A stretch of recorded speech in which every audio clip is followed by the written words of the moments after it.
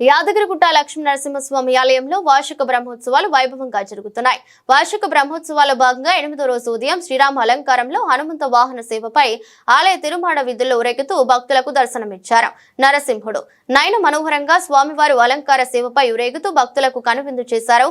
స్వామివారు లోక కళ్యాణం కోసం స్వామివారు వివిధ అవతారాలు ఎత్తారని అర్చకులు ఉపదేశించారు. ప్రత్యేకంగా తప్పించిన పూలతో స్వామివారిని సర్వాంగ సుందరంగా అలంకరించారు. వేద మంత్రాలు, వేద పారాయణాలు, మంగళ వాయిద్యాల నడుమ అంగరంగ వైభవంగా స్వామివారి ఊరేగింపు సేవపై ఊరేగారు. ఈ రోజు రాత్రి స్వామి అమ్మవార్ల కళ్యాణోత్సవం నిర్వహించనున్నారు. శ్రీ యాదాద్రి లక్ష్మీ నరసింహస్వామి వారి బ్రహ్మోత్సవ మహావైభవాలలో వైభవానికి వైభవోత్సవం ఈ 7వ రోజు హనుమద్ వాహనంలో సీతారాముడిగా స్వామివారి యొక్క అలంకార సేవ. ప్రతి ఒక్క అలంకారము ఒక వైదిష్యాన్ని కలిగి ఉన్నది.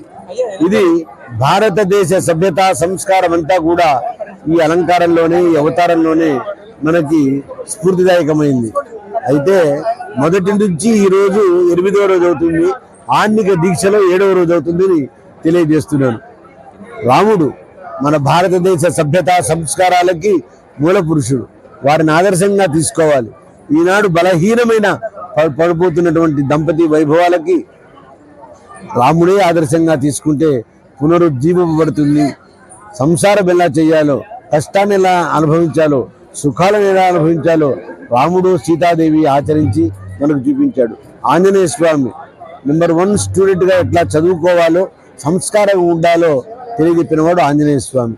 కాబట్టి సీతారాములను, ఆంజనేయ స్వామిని, మొత్తానికి రామాయణాన్ని మన అందరం కూడా ఆదర్శంగా తీసుకుంటే తరిస్తాం, పులకించిపోతాం, జన్మరాహిత్యాన్ని చేసుకుంటాం. అదేవిధంగా ఈరోజు సాయంకాలం తిరుకల్యాణ మహోత్సవం అంగరంగ వైభవంగా నిర్వహణ చేయబడుతుంది. భక్తులందరూ కూడా సేవించి తరించండి. ఆస్థానం వారి పక్షాన స్వాగతం, సుస్వాగతం, స్వస్తి.